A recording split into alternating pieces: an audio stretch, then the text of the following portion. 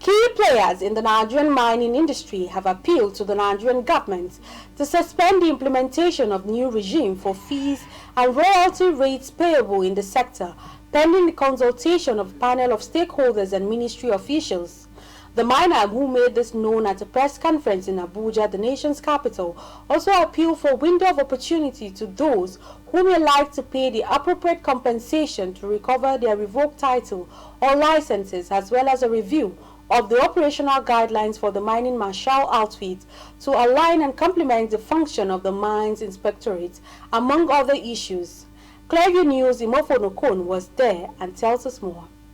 After critical consideration of the trends of events in Nigeria's mineral and mining sectors and the need to complement the efforts of the minister to reposition the sector for meaningful economic contributions to the nation, key players in the Nigerian mining industry have drawn the attention of the Nigerian government to the unwholesome development that of previous concern to stakeholders and offer recommendations for urgent action to arrest further drift of the sector, which they said has not fully researched from the coma of decades-long abandonment.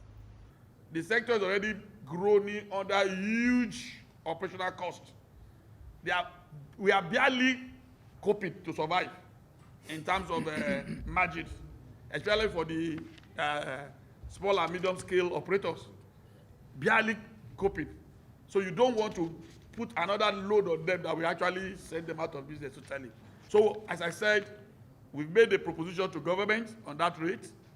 I will believe that government will also look at it and call us back to a meeting to have a further discussion on the issue of that rate.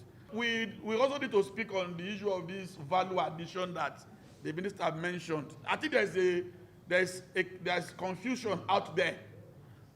Somebody just informed us earlier today that some operators' minerals were seized by the NSCDC men, and they require from them that they should show them license of processing and sale. That is illegal. Everybody has his own role to play in the mineral value chain. What the minister told us is that all licenses that will be granted henceforth will be granted on the condition that the person has a processing plan to work with, but not talking about the people who are already working. So I think the communication team of the minister need to help out with this and let the people they have unleashed on the operators out there know that what they are doing is wrong. Because someone who is already having this operation, who already has his off-takers, is taking his mineral from where he has supplied to the off-takers, and you are stopping him midway. You said he should be giving you licenses for processing. That is not right. So please, we are using this medium also to speak to the ministry to kindly make the policy properly understood by the people they have sent to the field to enforce the order. We are suggesting to the Honorable Minister and the Ministry that the mining marshal activity should be well coordinated with the activities of the federal mines officers. Anywhere there is weakness, the minister can have a look at it and he can tweak it. But please, it's important because these federal mines officers are the eyes of the minister at the state level. And of course, they are the one who best can actually use the mining marshal the way the federal ministry want to use them, rather than just deploying them over the place and they don't even know what they need to do. And of course, some of the miners bet their minds on ways government can come in to support key players in the Nigerian mining industry to complement their effort to generate revenue for the country. We want an holistic review of not only the royalty rates, but even the licensing fees. Because in the situation where there's an increase of maybe about just 2,000 or even 10,000% increase on a single item at a time, I think that one is killing the sector. It's killing even the indigenous. There is need for us to nurture the indigenous miners, when it comes to this issue of policies. So this is the area where we are.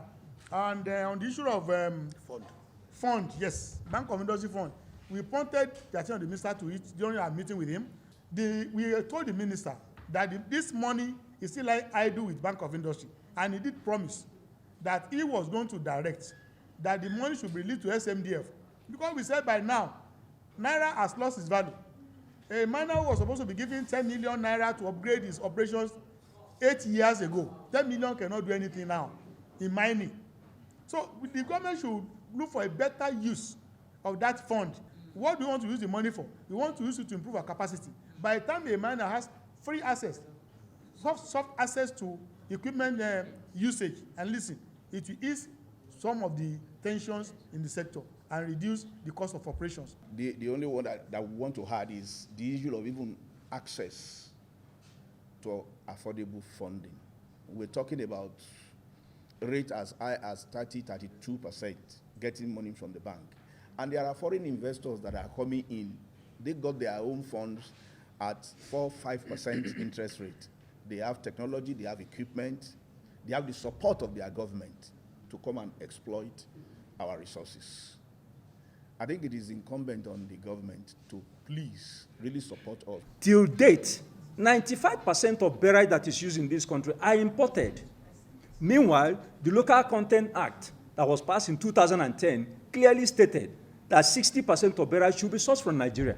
That's where I think that government, both state government, local government, where these minerals are found in their state, should sit up. Instead of going on the street and attacking people that are working, you should go back to the mining site where they are working, increase their capacity, and see money flow. That's how money is made. Nigeria is blessed with abundant mineral resources, ranging from oil and gas to gold, diamonds, and other minerals deposits. Experts say these resources, if properly managed, have the capacity to move Nigeria beyond a mono economy that is mostly reliant on oil and uplift the living standard of the average Nigerians. Imefonokun reporting for Clever News.